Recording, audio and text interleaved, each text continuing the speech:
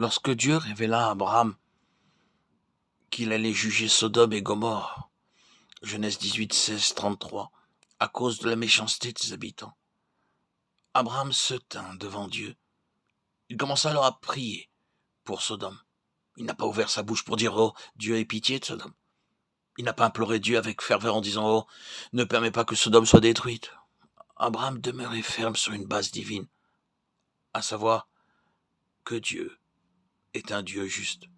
Et ce fut la clé pour la prière à propos de Sodome. Avec une profonde humilité, mais avec beaucoup de zèle, il commença à poser à Dieu une question après l'autre. Ces questions étaient ses requêtes, et tandis qu'il progressait dans la prière, il demeurait ferme sur le terrain de la justice de Dieu. Pour finir, il dit que le Seigneur ne s'irrite point, et je ne parlerai plus que cette fois. Peut-être s'y trouvera-t-il 10 justes. Ce fut la dernière requête d'Abraham. Après la réponse de Dieu, il nous est dit que le Seigneur s'en alla. Abraham n'a pas essayé de retenir Dieu. Il n'a pas tenté d'aller plus loin dans la prière. Nous lisons, Abraham retourna dans sa demeure. Beaucoup pensent qu'il aurait dû continuer d'implorer Dieu. Mais l'Écriture nous montre clairement qu'Abraham connaissait Dieu et qu'il connaissait l'art de la prière. Il avait entendu dire « Le cri contre Sodome et Gomorrhe s'est accru et leur péché est énorme.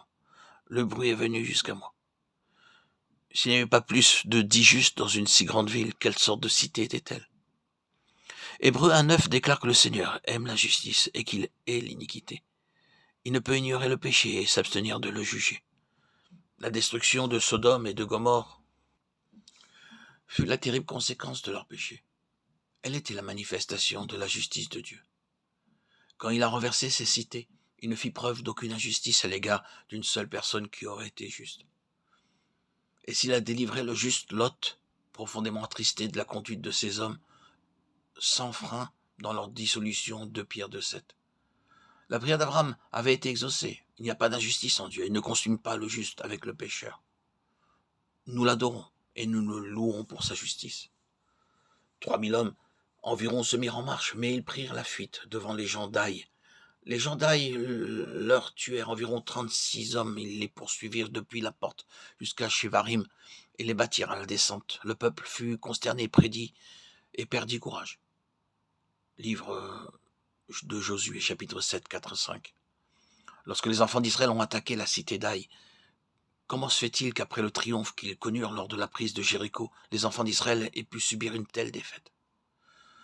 Josué ne pouvait plus faire qu'une seule chose, se prosterner devant Dieu et rechercher la cause de cette défaite. Bien sûr, Josué était attristé, conscient qu'il était du danger qu'encourait Israël. Mais ce qui l'attristait bien plus, c'était le déshonneur qui retombait sur le nom du Seigneur. C'est pourquoi il demanda « Que feras-tu pour ton grand nom ?» C'était la clé de sa prière. Il honorait le nom de Dieu. Il se préoccupait de ce que Dieu ferait pour son grand nom. Et Dieu répondit à la demande de Josué. Il dit « Israël a péché, c'est pourquoi les enfants d'Israël n'ont pu tenir devant leurs ennemis. Je ne serai plus avec vous, sauf si vous enlevez l'interdit du milieu de vous. » Dieu était en souci pour son nom et ne pouvait donc tolérer aucun péché parmi son peuple.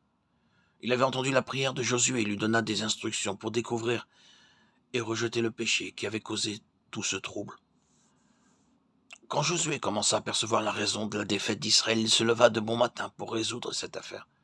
C'est ainsi qu'il découvrit que le trouble procédait de la convoitise d'Akan. Lorsque tout Israël remit de l'ordre dans son camp, sa défaite fut suivie d'une victoire. Tolérer le péché, c'est permettre de blasphémer le nom de Dieu et donner à Satan l'occasion d'attaquer le peuple de Dieu. Quand Josué pria au sujet de la défaite d'Aï, il n'ouvrit pas la bouche, poussé par un zèle sans discernement, pour plaider avec Dieu qu'il sauve son peuple et le rende victorieux. C'est le déshonneur causé au nom de Dieu qui l'attristait. Il intercéda pour que Dieu prenne l'affaire en main, pour sa seule cause.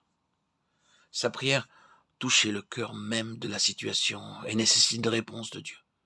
Et le nom de Dieu qui avait été déshonoré fut glorifié.